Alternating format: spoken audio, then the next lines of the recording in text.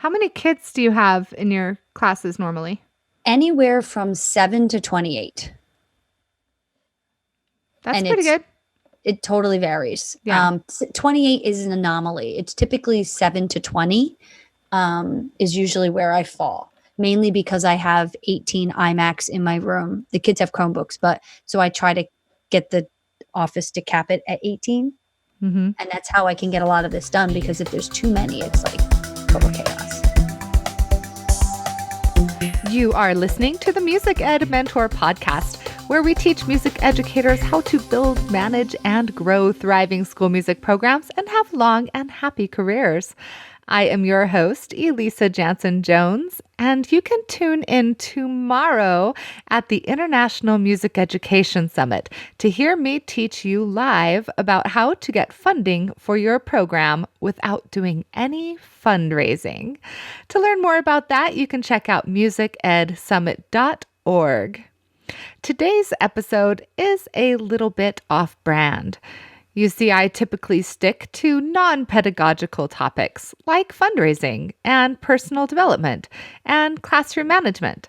But today's guest is just amazing. If you don't buy into the pedagogy we talk about, that's okay, because you're still going to be inspired by her immense enthusiasm and infectious energy. Shawna Longo teaches grades 6 through 8 general music and serves as a STEAM facilitator in New Jersey. She holds a Bachelor of Music in Music Education and an MPA in Arts Administration. She received the 2018 Master Music Teacher Award from New Jersey MEA, the 2019 Mike Kovins Time Teacher of the Year, and the 2019 New Jersey Governor's Award in Arts Education for Music. And for good reason, as you'll see. Shauna is also presenting at the International Music Education Summit this weekend, where she goes even more in depth in her session than what we talk about in this episode. Just think of this as like a little taste. I'll be real honest with you. Integrating classroom technology has never been of massive interest to me. But after hearing Shauna share some of the things she's doing, it makes total sense. For me, creating samples using a makey plugged into a carrot doesn't have a lot of interest. But for students, this could be exactly the thing that they need to engage on a meaningful level in creating music. Tech is becoming second nature to them, so we can fight it or we can embrace it. Shauna is a perfect example of doing the latter. Before we tap into what she's doing, which again is mind-blowing and inspiring, we have to give a big shout out to Smart Music, one of the very first companies to create technology for music education. I remember way back 20 years ago now, maybe, when I was working at Summer Hayes Music Center in Salt Lake City, putting myself through college. And our IT guy set up a computer in one of our instrument demo areas. There was a microphone, and you could put this disc in and pick out a song to play or sing along. And as you played or sang, the music was on the screen. And if you messed up a note, it put a mark by the notes you missed. You could select a few measures and do a practice loop. You could play along with an accompaniment track. You could change the tempo. It totally gamified music practice, and we loved playing with it while on the clock. Our boss, Bryant Summerhays, has always been an early adopter, and for a couple of years, we gave away copies of Smart Music with all of our instrument rentals. That was my first experience with Smart Music, but it wouldn't be my last. Now the software does so much more than provide tools for student practice. They have a grade book so you can track student progress and practice. They have sight reading tools and now a notation tool so you can write your own exercises if you want. It simplifies your life as a teacher while it gamifies for your students. And they bring this podcast to you. If you have time this summer, why not take smart music for a spin? Right now, you can not just try it as a teacher, but also as a student. You can be part of the virtual ensemble experience by joining the online class, selecting the concert band instrument part of your choice, learning it, recording it, and submitting it. We'll then take all of the sound samples we get and combine it with everybody else's to create a unique piece of music by artists, students, and teachers like yourself from around the country. To learn more and join in the effort, go to musicedsummit.org/virtual-ensembles. And now, let's chat with the award-winning Shawna Longo.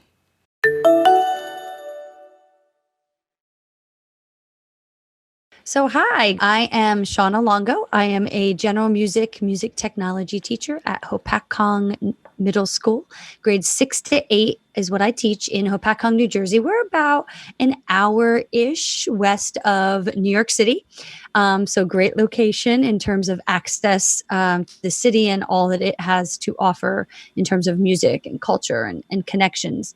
And as part of my work, I'm also an arts integration and STEAM specialist. So I do work around the country and internationally on STEAM and arts integration and how to make that happen authentically, coaching, facilitating, guiding, all of that great stuff to try to shift the focus in education away from testing, which I know needs to be there, but I feel like sometimes it is all encompassing and teachers lose sight of the fun in the classroom.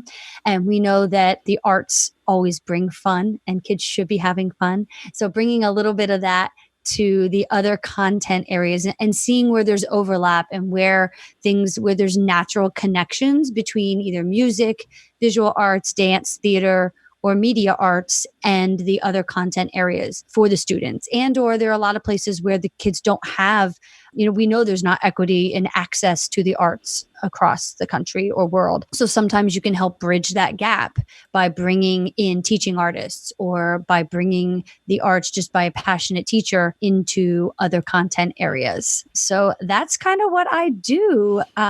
Super busy. I have lots of fun with it. It's my thing. I recently was named the 2019 Mike Kovins Teacher of the Year for Time, Music, Technology, and Music Education. Yay! This is me applauding. Yeah, which was so exciting. It's been a whirlwind and it's been awesome. And I'm just along for the ride to see where it ends up. But I'm excited to be here today to talk about one specific way that we can integrate a music course, whether it's general music or it could be a performance setting, and combine that with some STEAM thinking, with technology, with some science, with some math, and how it can authentically occur and not be a complete this doesn't fit with what I normally teach as a music teacher. Because that's my thing. You shouldn't sacrifice the concepts you want to get across to the students, but just find a different way to approach them. Yeah, I think that that's kind of a recurring theme recently in my podcast episodes here. We've really been touching a lot on, getting down to what is the core of what we're teaching. Are we really trying to teach them to read music or experience music? They can experience the music, then doesn't it make sense to teach them to make the music and then learn the notation? There's this whole shift in music education to thinking more about, less about the method and more about the core concept. So that's what I love about what you're doing, is you're talking about innovative methods to teaching the same core concepts. Absolutely. And it didn't happen overnight.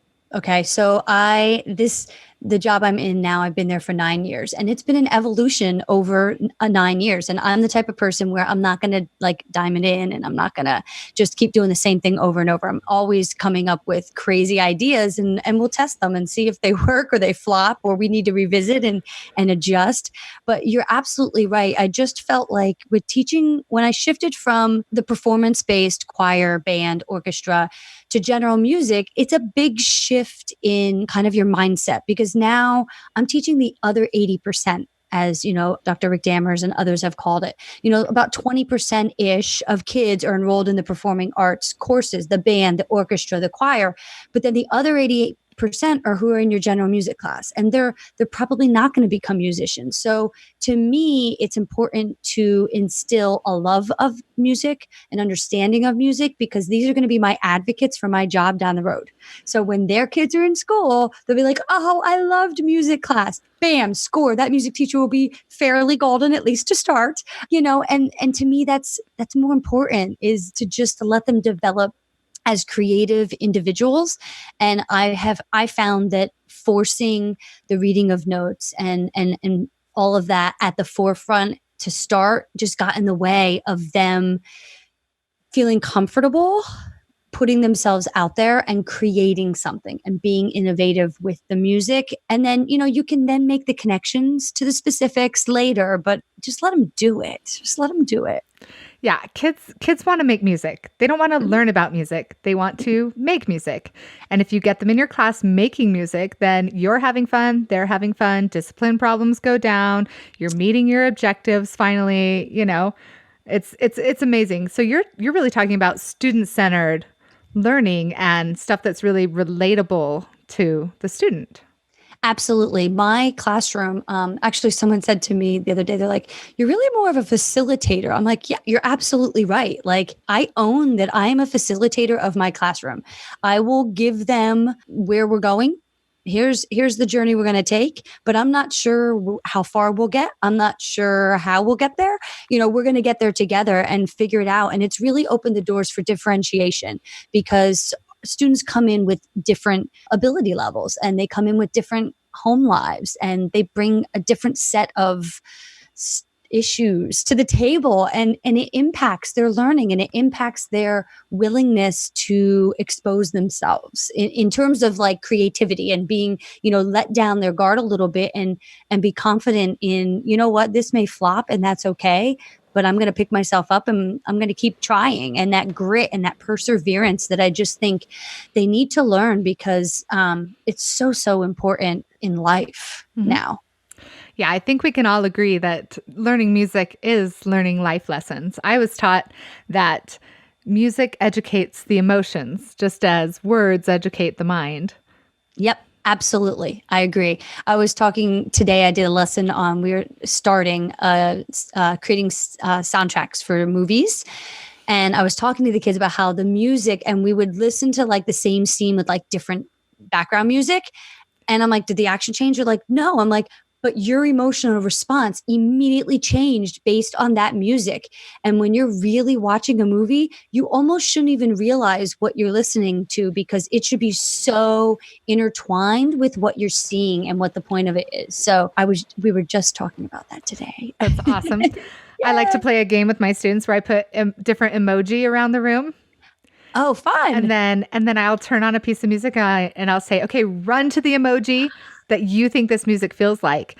And it's great because some will run to like the happy face, and some will run to like the scared face, and some will run to like the crying face. And you're like, why did you feel like this music made you cry? And they're like, well, it made me so happy that I cried inside.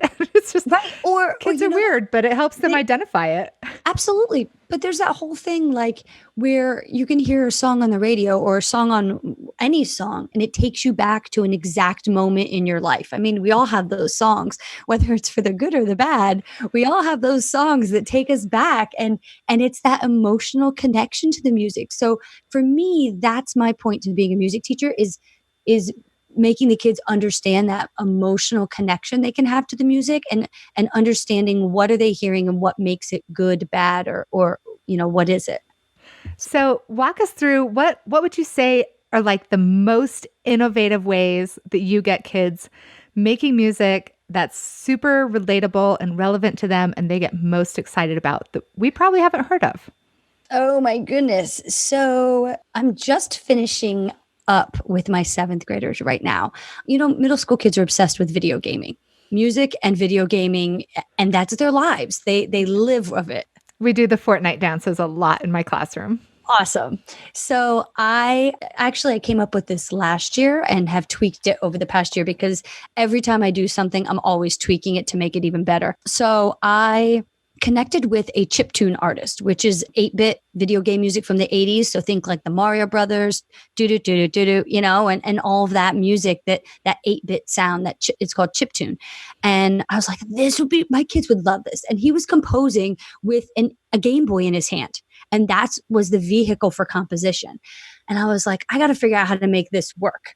So I did. And what we did was I made connections between coding and the principles of coding. And because that's really what the program, the software, and the emulator we were using to compose the music, and then traditional music theory, and where did they intersect, and how was rhythm and measures and the basic form of music, how can it be represented through code of letters and octave numbers? And so my kids are literally tomorrow, they're premiering their songs, their chiptune songs that they created, where we brought together coding and composition through 80s video game style music.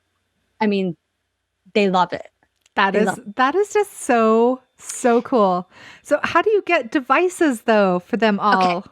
So it is not cost effective to have Game Boys for each of them. So what I did was, there's a program called LSDJ. It was created by this guy in Sweden, and he asks for a $5 donation to purchase it, and you download it. And then I found the best emulator that I liked was KIGB that works with it, and I put it on each of the computers. So for like $5, and then what I did was I went on Amazon, and they were 2 for $12. NES controllers that were USB out.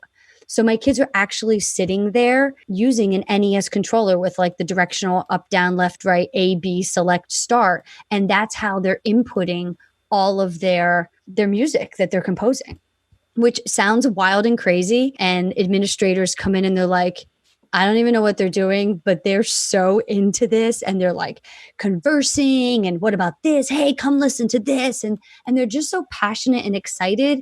And I'm like, start on C. Just start it out on C, end on C.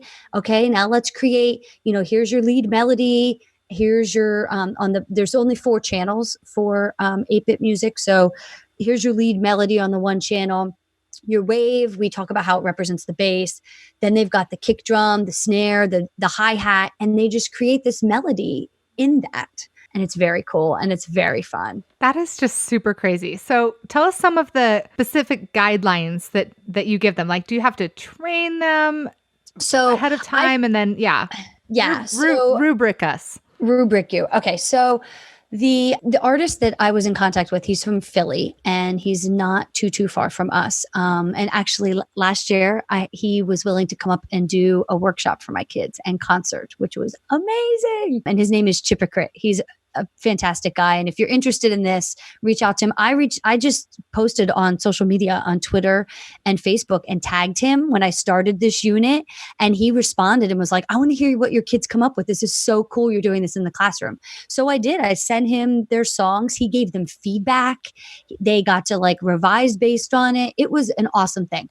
So he has free on soundfly.com. He has 3 courses on getting like the basics of chiptune music and how to use the programs that I discussed, the LSDJ with the KIGB emulator. And he literally walks you through step by step, embedded videos with musical examples. He tells you exactly how to do the instrument settings, because you're literally able to manipulate and create the shape of the sound wave that will then produce the sound. So you know what?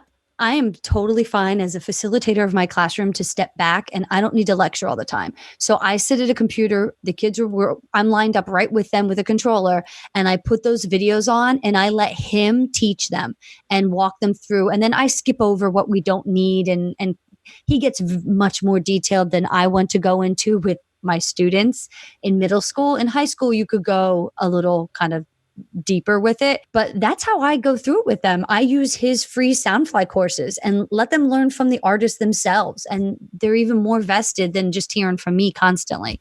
And then we do it together. we'll code in the Mario theme, do do do do do do. I guess it's an underworld theme. And so they do like a sample where they recreate that, which they're hooked immediately. And then from there, I'm like, okay, now load a new project and do your own thing. And I give them an outline. I'm very big on giving them detailed, as much as I let them free range.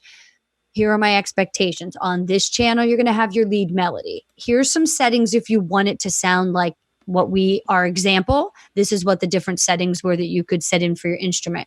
But then I let them kind of experiment and create within that they have that cushion of safety if they're not as comfortable. And then I have the students that I know, I'm like, just go, just mess around with it and see what happens. So that's kind of how I did it. So Soundfly has a wealth of awesome stuff, and I just happened upon it, luckily. But my, that project with coding and composition has evolved this year to performing music using coding, which is a whole nother layer of pulling in makeys and Scratch and virtual instruments. Whoosh. This is my hand going like whoosh. You just got so over my head. Sorry. So Scratch is coding is online. It's free. It came out of MIT, and it is coding, plain Jane coding for kids. And it's very easy with blocks that you just stack. And they have tons of tutorials on there. They even have a make music tutorial, which I highly recommend that people watch that, because it will kind of give you the overview of how to use it for music. I then tweaked it, and the new Scratch 3, there's now a desktop version. So previously when you coded in Scratch, it lived on the internet and you had an account that you signed into. And that can get really clunky with kids, because you can't be signing them up for random internet accounts and things like that. That's illegal. So now with Scratch Desktop, I can load it onto each computer as an application, because I have iMacs in my room. So they're working just like another software, but they're coding in. And then I have them use iPads, virtual keyboards, and they have to play each pitch and record it into, and then put that in as a line of code to make, when they press the makey, whatever item they have connected to the makey in front of them, it will then play that specific pitch. So then they have to compose and perform playing on bananas. Or I had kids use a dartboard, and each dart, when it hit the dartboard, played a different pitch. It was wild and amazing. And that will go down as it's like, that was legendary. And that took a lot of work to figure out how to make that work. But, and actually the math teacher in my school didn't think we'd be able to do it. He was like, you're only going to get it to be able to play one pitch, even with the 6 darts. I'm like, no, we're going to figure it out. And we did. And the kids were so proud. I'm like, we're going to prove him wrong. We're going to beat the math teacher, who's a friend of mine. So it's all good. But I literally like texted awesome. Of class a video of the kids that we made it work, and he was there within like 2 minutes. He's like, how did you get that to happen? And I'm like, see, we can do this. That's just so crazy. Okay, so what's the first step if I want to get started? Let's say I've got a general music class, 6th graders. They each have their own like Chromebook that I could probably get software on. But I need to do it with like as little budget as possible. Let's say like less than $100. How could I get them started? Okay. So with Chromebooks, you can't use Scratch Desktop. You would have to use the web version, but you could absolutely create your own account and log them into it on their Chromebook, a teacher account type of thing. And so, a makey kit, if you want to go that route, a makey kit is like $29, $39, something like that. And then I have my kids bring in random items. We do a whole lesson on, conducting electricity and what does and what doesn't conduct electricity. And I let them experiment. And then from there, they bring in stuff. Like, I don't care. As long as it conducts electricity, you can bring it in. I've had potatoes, which then end up rotten. I've had grapes. I've had blueberries. I've had forks. Looks like they have clay that they demonstrate. Play-Doh. With. Yep, Play-Doh. Play-Doh works really, really well. You just have to watch and get it out of all the grooves on the alligator clips on your makey. So, I mean, you can use a piece of paper where you take a pencil with graphite and just color on it and clip your makey to that, and that graphite pencil will work. I've given kids paper clips. That works as well. And so then it's just the rest, there's no other cost. I mean, I have iPads around the room, but you can use the Makey Makey extension in there. I don't let my kids because I think it's the easier route. For my students, I want them to go through the process of playing each pitch using the virtual keyboard, using a virtual keyboard. We use the GarageBand app on iPads, but they're already embedded in the Scratch program that you don't have to do that. You can totally skip that step and the process will go a little bit faster. But I like them having to do that, little bit of like traditional performance, pulling that tradition, like as traditional as I get, I guess I should say, because we're doing virtual instruments, which is not very. Let's just be honest. Yeah, it's not very traditional. But listen, they've got a piano and it's a keyboard, and they're playing C, and they know that's C because then they've got to label their little sprite guy that's gonna bounce on the screen or something when they play that pitch. They've got to label that that's going to play C, so they remember. And then when they create their song, they know the code of which order to press the different items in. And I have them set it up I have them tape them down to a piece of paper with each pitch letter. So it's like our funky version of a piano, really. Yeah. So, I mean, people can go to my website, www.creativeeduconsulting.com. And I've got pictures. I've got kind of overviews for this stuff, some videos. And I'm a sharer. So anyone that reaches out to me, I'm going to send them my step-by-step project guidelines. I really take it like step by step. You're just like blowing my mind here, first of all. Second of all, we'll have links to everything that you've talked about in the show notes. I've been doing research as you've been talking, so we'll make sure that we have all of those as well if people want to get started. But it sounds like it's really not that difficult to get started. What's the age range, do you think, for lessons like this? Well, for the first one with the chiptune stuff, I would stick with middle school, high school personally. I think it's a little over elementary heads. For this one with the Makey Makey performing music and coding, I think you could do it, it depends. You could make it extremely basic and do it with kindergarten first graders. Honestly, you really could. If you don't have what I would personally do is have my middle schoolers create the code and then have the younger kids just perform using what the middle school kids created or the older kids created. So there's different levels to this that you could absolutely make this happen K through 12 by just some differentiation, take some pieces out. Maybe, don't have them code each pitch, perform each pitch and record it. Just have them pull in the stock or the teacher creates it. There's already Scratch programs out there for keyboard, for drums, for guitar that they could just hook it up and perform. And then you take out that whole component of the coding it in, which I think can scare some music teachers off because it's out of their wheelhouse and their comfort zone. But you'd be amazed at what the kids. Yes, I see your hand up there. I can build a website. I mean, I'm pretty tech savvy. I run a virtual conference, but you totally are. You can do it. What you're talking about is even outside of my wheelhouse. Yeah, but you know what? They've made it so easy. If you watch a couple of the videos on Scratch's website, they have a whole educators section of their website. It gives you tutorials. It gives you overviews. I mean, I didn't spend a ton of time figuring it out. I gave myself enough of a base of knowledge that I could be a day ahead of my kids. And then a lot of them do, Hour of Code or code.org, or they have STEM classes, or they're doing this type of thing anyways.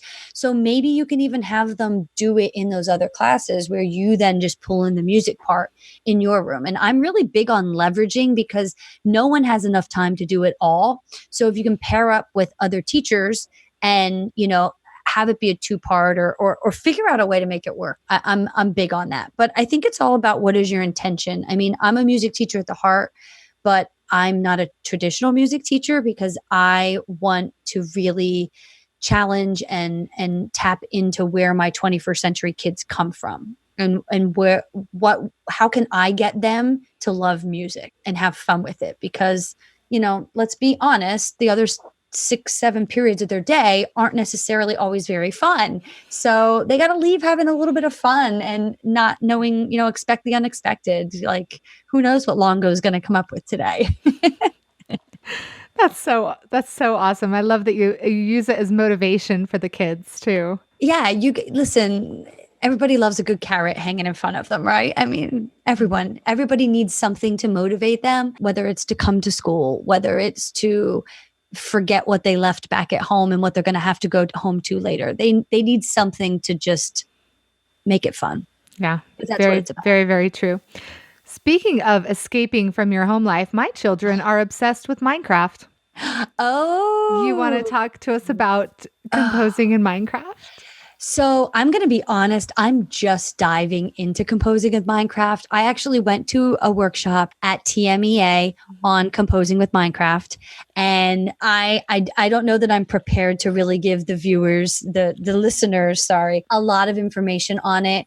But I know that Daniel Abrams, so engaging music students through Minecraft. He's at University of Arkansas. I knew it was somewhere in the South. So he uses Minecraft 1.8.9, which is like $15 through Microsoft. Some of his teachers, they used like planning sheets for the kids and guiding them through. But he has a composition craft modification and materials that he's created that allows you to compose. He's created the modification in Minecraft to be able to compose music. I haven't yet tried it with my kids. I'm going to be honest. Yeah, it's so funny because like we talked about that when we had lunch, and then Mhm. I came home and saw, my son's in Minecraft. He's showing me the most recent house that he built, which honestly is like mind-blowingly cool. Like his own bedroom is under the water. Like you have to go through this underwater passageway That's amazing. and to That's get amazing. to it. And yeah, and he's like, and this room is themed about this. And I was like, you should be an interior designer when you, I don't know. Anyway, and so I was like, I heard that you can compose music in Minecraft. Have you guys heard of that? They're like, oh yeah, we've done it. I'm like, Really? So then they must have the modification.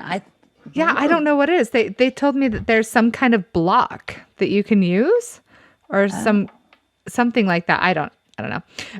But it was really cool. But my kids are pretty tech savvy. My son has an ALP for math. So he gets a lot of great extension opportunities. Like he's the kid that's in 2 band classes because he's that genius percussionist, right? So he's playing like 4 mallet marimba stuff, whatever. I've seen his stuff. He's amazing. He's outstanding. So for Christmas, he had begged for months to get a launch pad, right? Okay. And he took a coding class at school, and now he's using Ableton Live and his launch pad, and it's like 64 keys or whatever. That's awesome. 8x8. That's awesome. Yeah. And at first he was like figuring out music, and it's so cool because like he'll put like the 4 measure or no, like a repeating thing on a button, Loop. right? And so he's like, okay, here's how you play the song. You go this button, and then you go this button. Yeah, It's crazy cool, but he's written the music to it. it's so cool. And that's Incredibox is a great gateway into that because it's a simplified version of exactly that. Yeah, I don't play any games on my phone. I'm not a gamer. I never have been. If I'm going to be on my phone, it's strictly for efficiency purposes, right? Right. I have Incredibox on my phone and I'm addicted to it. It's I love amazing. it. Yeah, it's so much fun. Right. Like it costs what, $5 or something, but it's been super worth it. We were taking a drive yesterday, we were driving for about 3 hours yesterday, and I hear from the back seat like sunrise going on. Because my son is back there playing, and the other 2 are like looking over his shoulder, like, do this one next. Do this one next. It's awesome. Yeah, it's so fun. But yeah, to see him, and now he's like choreographing light shows and stuff. That's amazing. He would love the chip tune. Yeah, I have no doubt about that. We definitely need to check it out because, Yeah. he can play all the Mario themes on xylophone memorized. That's So, amazing. Yeah. What are you going to do? Awesome. Well, you've stayed your half hour. Is there anything else you want to coach me on? No, I think that for me with this whole, my classroom's a music classroom, but there's a lot of steam going on in my room. And I think that, at the end of the day, I am a music teacher and that's my focus. It's just the lens with which I choose to approach music. But I think that if you're going to pull in these things, I also think it's important to make the connections for the kids of like, where is the science embedded in this? Where is the math? Because that's where they're going to start to see those other contents come to life instead of the whole like, when am I ever going to use this? Why do I have to learn this?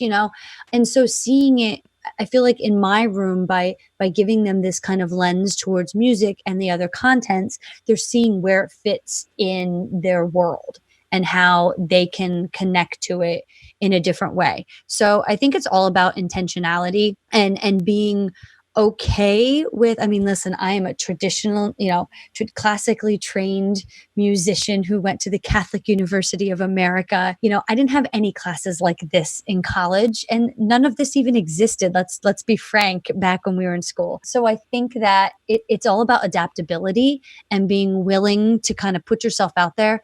And my kids know I'm the first one that's going to say, I want to learn new stuff. Like, teach me something. I don't know everything. And I think sometimes people can get scared of that and don't, because it'll open up new doors and strengthen your relationship with your kids. That's amazing. You're such a great mentor. Oh. I was thinking of one other question. Give me just one sec. This is a very important question. I'm fine. I'm good. We have our national standards for music. Mm-hmm.